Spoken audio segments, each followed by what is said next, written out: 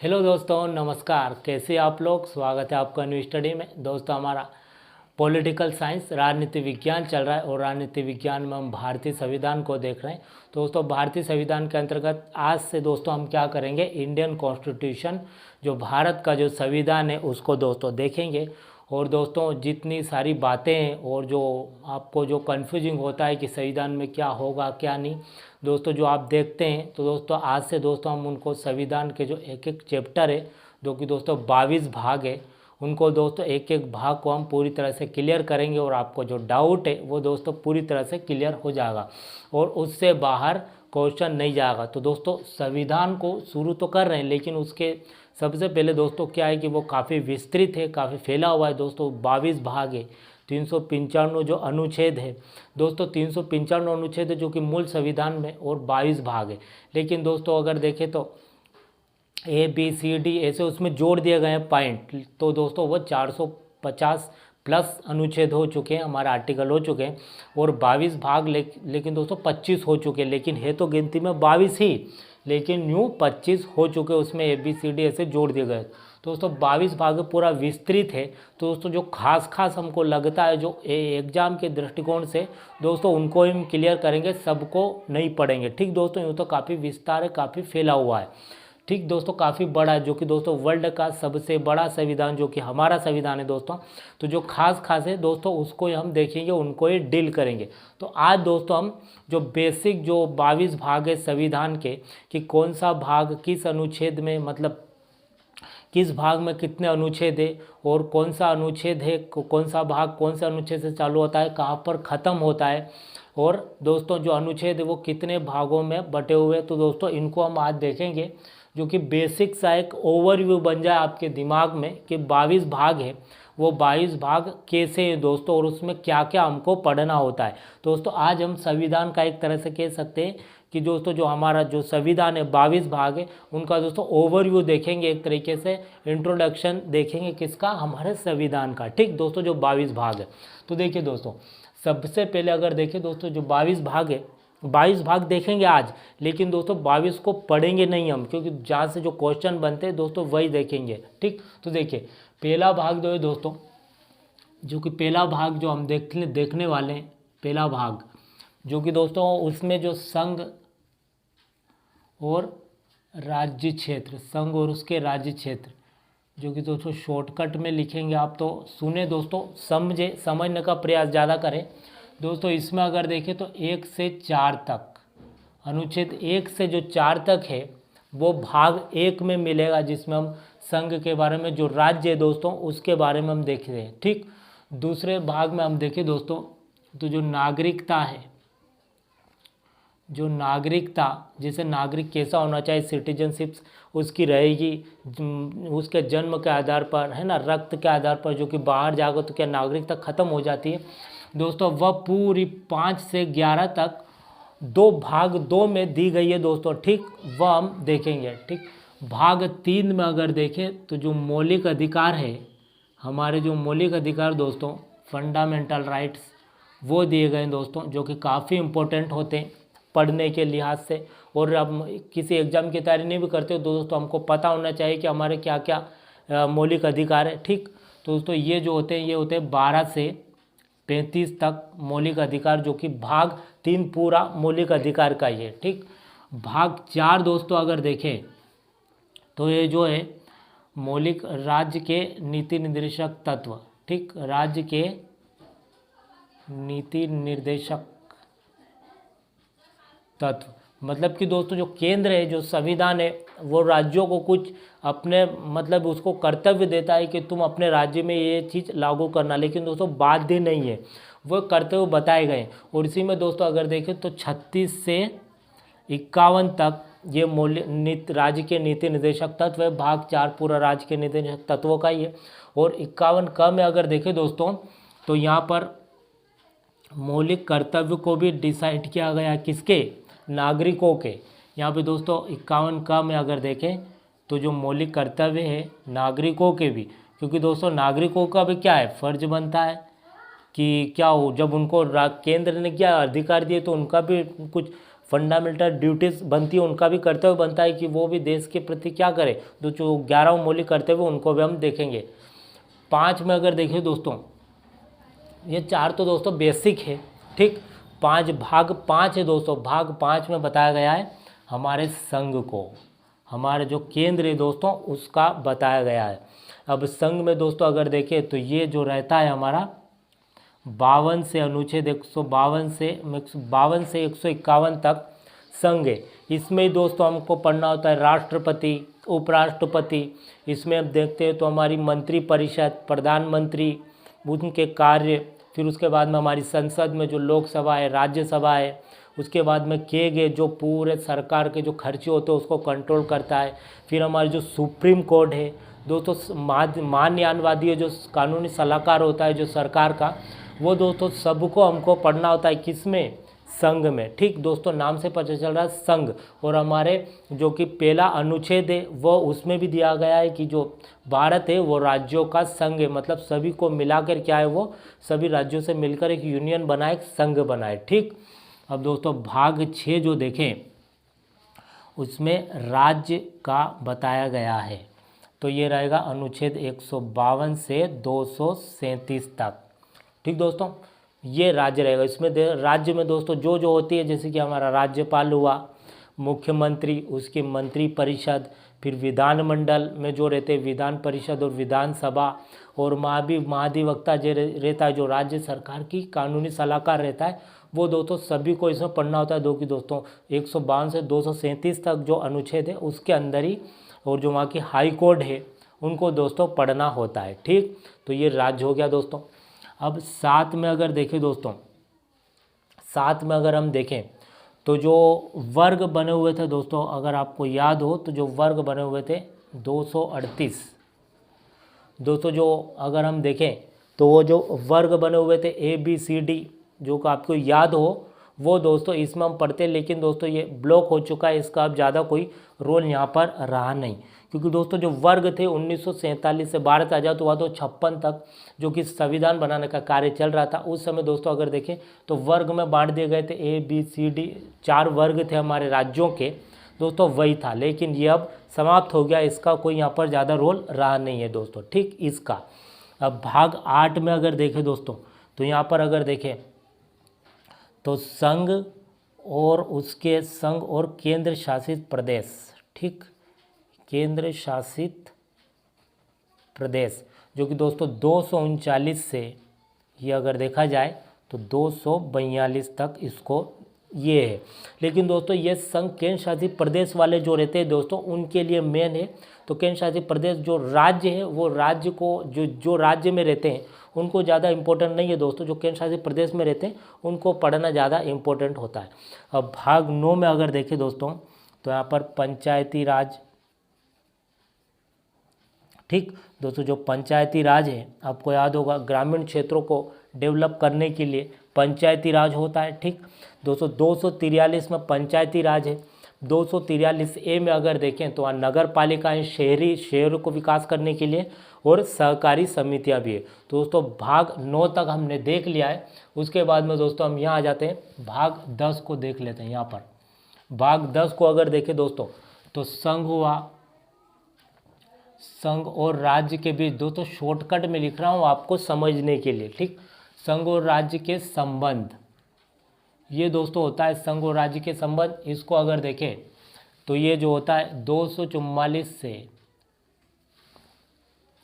दोस्तों ये भाग 11 आता है दोस्तों। भाग पहले इसमें दो एक छोटा सा वो हो गया है, यहाँ पर दोस्तों भाग 11 आएगा। ये भाग 11 है दोस्तों। 10 ये भाग 11 है। 10 यहाँ पर आएगा दोस्तों। 10 में जो SC ST है, SC और ST अनुसूचित जाति अनुसूचित जनजाति का क्षेत्र दोस्तों यहाँ पर बताया गया है 244 में, ठीक। 244 में ये आएगा। और ये दोस्तों ये 245 से शुरू होता है, ठीक। 245 से 263 तक रहता है। 245 से 263 तक। इसमें दोस्तों संघ और राज्य के बीच, जैसे संघ सरकारी भी दोस्तों और राज्यों की सरकार भी है, उन दोनों के बीच जो संबंध है, उन दोनों के संबंध को दोस्तों ये दिखाता है। इसमें दोस्तों काफ़ी सारा आर्टिकल है जो कि हम पढ़ेंगे। जो कि दोस्तों भाग 12 जो है वो क्या करता है, वो जो तो संपत्ति, वित्तीय संपत्ति, समुदाय और वाद दोस्तों इसका है। ये दोस्तों अगर देखें तो ये है 264 से 300 तक, ठीक। ये दोस्तों भाग 12 है। इसमें दोस्तों संपत्ति जो हमारी जो संचित निधि और आकस्मिक निधि जो होती है, किस तरह से हम मतलब जो खजाना जो टैक्स जो आता है सरकार का, वो दोस्तों किस प्रकार से निकाल सकते हैं, किस प्रकार से उसका खर्चा कर सकते हैं हम देश के विकास में, उनको दोस्तों यहाँ पर इसमें पढ़ेंगे। भाग 13 जो रहता है दोस्तों, उसमें हम देखें तो व्यापार के लिए है, ठीक। वाणिज्य व्यापार जो कि दोस्तों देश के भीतर जो व्यापार और समागम है वही है दोस्तों, ठीक। ये हो रहता है 301 से 307 तक। इसको ये ज़्यादा इम्पोर्टेंट तो नहीं रहता, लेकिन फिर भी देख लेंगे। उसके बाद में अगर देखें दोस्तों भाग जो 14 है, संघ और राज्य, संघ और राज्य की सेवाएं के अधीन सेवाएं दोस्तों, ये आप याद रखेंगे, संघ और राज्य के अधीन सेवाएं। तो इसमें अगर देखें तो 308 से 323 तक ये दोस्तों अनुच्छेद, ठीक, ये सब आर्टिकल है। देखिए इसमें हम देखें दोस्तों जो राज्य सरकार है उनको सलाह के लिए कुछ होना चाहिए ना, जैसे बड़े बड़े मंत्रालय होते हैं, विभाग होते हैं, तो वहाँ सचिव होते हैं, फिर नीचे का जो जिले लेवल पर होते हैं, संभाग लेवल पर होते हैं, इन सब को जो इतने सारे विभाग है सरकार के, इनको चलाने के लिए कौन तो नियुक्ति करनी पड़ेगी। तो वहाँ संघ और राज्य के अधीन सेवाएं, मतलब जो संघ केंद्र सरकार के लिए भी सेवा देंगे और राज्य सरकार के लिए भी सेवा देंगे, इसके लिए जो एक यूपीएससी संघ लोक सेवा आयोग है दोस्तों, वह जो उच्च पद की भर्ती है उसकी वैकेंसी निकालता है और फिर वहाँ पर जाते हैं। जैसे कि हम आईएएस, आईपीएस और आईपीएस जैसे बड़े बड़े पद होते हैं दोस्तों, वह इसी के अंतर्गत ही आते हैं, ठीक। उसके बाद में भाग 15 जो है वो है चुनाव से संबंधित दोस्तों, ठीक। चुनाव से संबंधित जो यहाँ पर निर्वाचन आयुक्त थे वो दोस्तों अगर इसको देखें तो ये 324 से 329 तक इसका दिया गया है। चुनाव आयुक्त का चुनाव कैसे चुना जाता है, चुनाव आयुक्त जो कि दोस्तों 3 प्रकार के चुनाव आयुक्त, तो एक तो हमारा सेंट्रल लेवल पर जो बड़े बड़े राष्ट्रपति, उपराष्ट्रपति, लोकसभा, राज्यसभा इनके चुनाव करवाता है, और फिर राज्यों में भी निर्वाचन आयुक्त हो रहता है, ठीक, वो राज्यों के करवाता है, ठीक। जो कि दोस्तों नीचे के लेवल के जो रहते हैं पंचायती राज और जो जिला पंचायत है, जनपद हुआ, ग्राम पंचायत हुआ, ठीक। उसके बाद में अगर देखें नगर पालिकाएं हुई, इनका दो राज्य की जो चुनाव आयुक्त है वो करवाता है, ठीक। देखिए उसके बाद में भाग 16 में अगर देखें दोस्तों तो यहाँ पर कुछ वर्गों को जो कि विशेष मतलब कि विशेष आरक्षण दिया गया है, ठीक। यहाँ पर देखिए अगर देखें दोस्तों 330 से 342 तक इसको ये है, ठीक। यहाँ पर दोस्तों अगर देखें तो जो लोकसभा में एससी एसटी के पद रिजर्वेशन जो रिजर्व दोस्तों आरक्षित है वो इसी के अंतर्गत है, ठीक। जो कि सेवाओं में देखते हैं एससी एसटी को जो रिजर्वेशन है वो, और जो कि विधानसभा में, लोकसभा में भी है, राज्यों में जो विधानसभा में एससी एसटी के पद, और आंग्ल भारतीय समुदाय जो अंग्रेज रहते हैं दोस्तों उसका तो शायद ख़त्म हो गया, उसको दोस्तों हम देखेंगे। ये भाग 16 में। भाग 17 में अगर देखें दोस्तों तो इसमें राजभाषा का दिया गया है, ठीक। भाग 17 में जो कि हमारा संविधान का भाग है, इसमें हम देखें दोस्तों तो 343 से 351 तक है दोस्तों ये, ठीक। इसमें दोस्तों भाषा कौन कौन सी है वो दोस्तों उसके विषय से संबंधित है। भाग 18 में अगर देखें दोस्तों तो आपातकाल के लिए है, जो कि आपने सुना होगा, आपातकाल लगता है तो इसी भाग के अंतर्गत जो अनुच्छेद आते हैं उनको देखा जाता है दोस्तों। तो 352 से 360 तक जो आपातकाल जो राष्ट्रपति लगाते हैं दोस्तों, जो कि महत्वपूर्ण फेमस है, 352, 356 और 360 दोस्तों। उस समय जो कि 1975 में आपने सुना होगा कि इंदिरा गांधी की सरकार ने जो आपातकाल लगाया था, तो इसी के अंतर्गत दोस्तों आपातकाल कितने होते हैं और कैसे लगते हैं और क्या होता है आपातकाल के दौरान, वो दोस्तों हम डिटेल से समझेंगे, ठीक। उसके बाद में दोस्तों अगर देखें तो भाग 19 जो है ये ज़्यादा चर्चित तो नहीं है दोस्तों, लेकिन फिर भी देख लेते हैं। प्रकीर्ण करके एक रहता है जिसमें अगर देखें तो 361 से 367 तक रहता है, ठीक।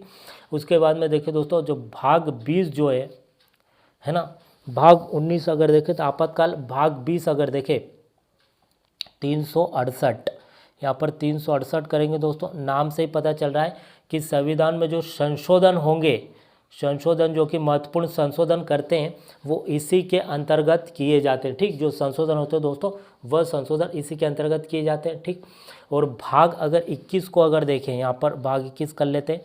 भाग 21 में जो राज्यों को विशेष छूट दी गई है, मतलब कि जो बाउंड्री पर राज्य है ना दोस्तों, जैसे कि अगर इधर देखें तो गुजरात आ जाता है, फिर नीचे अगर इधर देखें चीन की साइड में उत्तराखंड हुए और इसके बाद में सिक्किम हुए। तो जो बाउंड्री पर हमारी बाउंड्री पर जो राज्य दोस्तों उनको विशेष छूट दी गई है। और दोस्तों इसी के अंतर्गत अगर देखें तो 370 में कौन हुआ करता था, हमारा जम्मू कश्मीर हुआ करता था। ठीक, तो भाग 21 में राज्यों को विशेष छूट दी गई है। ये जो भाग है दोस्तों ये 369 से 392 तक है। ठीक, और 393 से 395 तक अगर देखें तो संक्षिप्त नामकरण करके एक भाग है। ये दोस्तों हमारे पूरे 22 भाग इस प्रकार से होते हैं। ठीक, देखिए दोस्तों अब इनको किस प्रकार से हम दोस्तों याद रख सकते हैं। और ये क्वेश्चन आ सकता है कि भाग 4 में क्या है, भाग 5 में क्या है, या राष्ट्रपति का जिक्र संविधान के किस भाग में किया गया है, राज्यपाल का संविधान के किस भाग के किस अनुच्छेद में किया गया है।